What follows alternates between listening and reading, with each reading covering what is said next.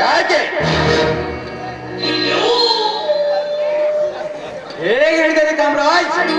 ನನ್ನ ಸಿಗರ್ ತಟ್ಟೆ ವರ್ತಮಾನ ಸ್ಥಿತಿಗತಿ ಚೆನ್ನಾಗಿ ನಡೀತಾ ಇದೆ. ಆದರೆ ಮಾತಕ್ಕೆ ಮಿಸ್ಟರ್ ಕಾಮರಾಜ್, ನಮ್ಮ ಫ್ಯಾಕ್ಟರಿಯಲ್ಲಿ ಕೆಲಸ ಮಾಡುವ ಲೇಬರ್ಗಳು ಸಂಬಳ ಜಾಸ್ತಿ ಮಾಡುತ್ತಾ ಸ್ಟ್ರೈಕ್ ಕುಡಿತಾರೆ. ಸಂಬಳ ಜಾಸ್ತಿ ಮಾಡಿದ್ದಾನೆ ಕಾಮರಾಜ್, ನೀನೇ ಚಿಂತಿಸುವೆ. ನಾನೇ ಬಂದು ಬಗೆಹರಿಸಿ ಬರ್ತೇನೆ ಬಿಡು. ಹಾಗಾದ್ರೆ ಆಯ್ತು, ನಾನಿನ್ನು ಹೋಗಿ ಬರ್ತೇನೆ.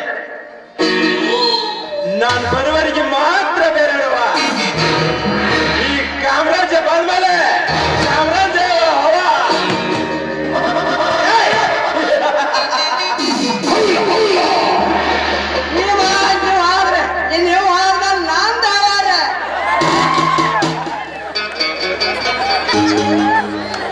ಅಂದಾಗೆ ಪದಿ ಮಾನ್ಯಗಳಿಗೆ ಮಾತಿನರು ಭಾಗ ಬಿಟ್ಟಿದ್ರು.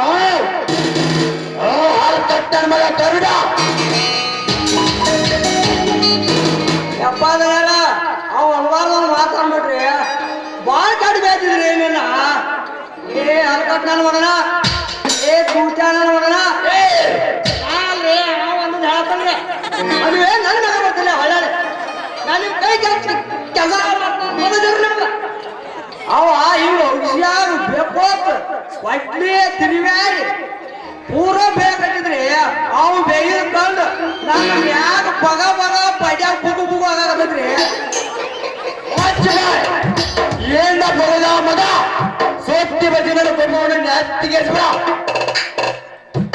ಹೆಚ್ಚಿಗೆ ಏನಾಗ್ತದ್ರಿ. ಆ ಮಗ ಬೇರೆ ಇಷ್ಟ ಮಾಡ್ಕೊಂಡು ಹೇಳಿ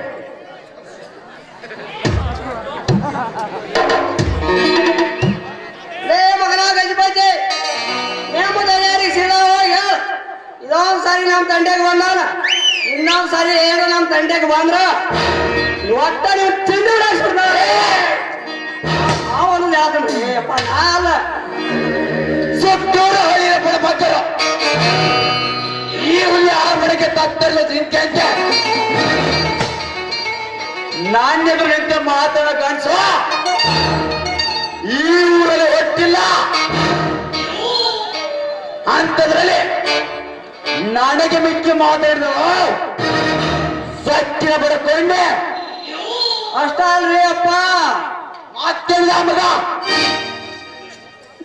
ನಿಮ್ಮನ್ನು ಸಣ್ಣಾಗಿ ತೊಂಡು ಕಳೆದು